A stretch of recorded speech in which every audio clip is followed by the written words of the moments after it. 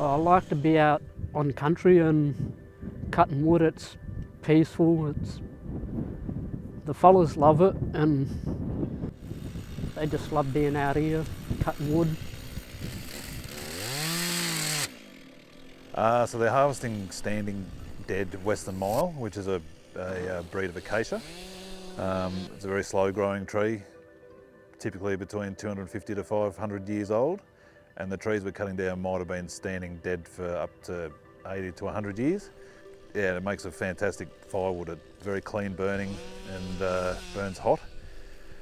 And yeah, it's a good resource for our fellas to try and make a bit of income for the community. Most of our wood is being sold around Australia, and so the money that we make is giving back to the community. It's the hardest wood in Australia that we got. Sometimes our chainsaws get blunt and we have to sharpen them and bit of maintenance and stuff like that. Before I start cutting, I'm always checking trees, make sure there's no birds and live animals living amongst them.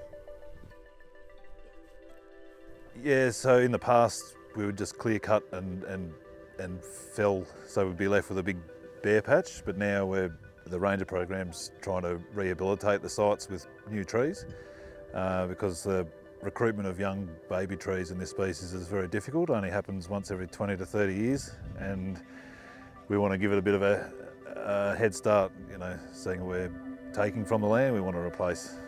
We collect seeds from the trees each spring, and once we got them all back at base, we soak them in hot water overnight, and then once the seeds shot, we then plant them out singly in little containers and yeah, give them some love.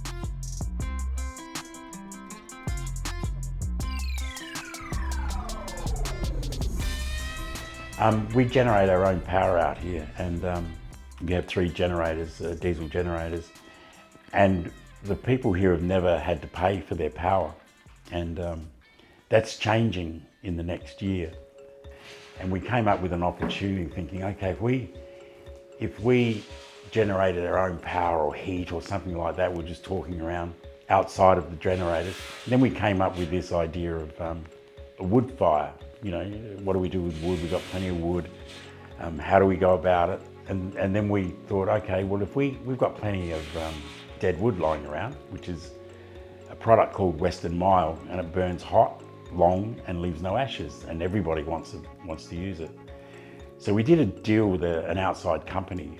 They have opportunities or already have contracts. We thought, okay, if we get a band of people together and see if we can learn how to package and collect wood and sell it to this long burn, what would happen?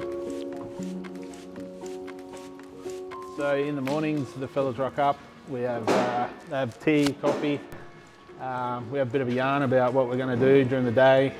We're going to delegate some jobs to each other, split up into groups, and we'll have a group go out in the troopy with the trailer, pick up the timber. We'll have a group out the back that cut it up into the sections, into the 300mm sections, and fill these tubs here for the packaging stage.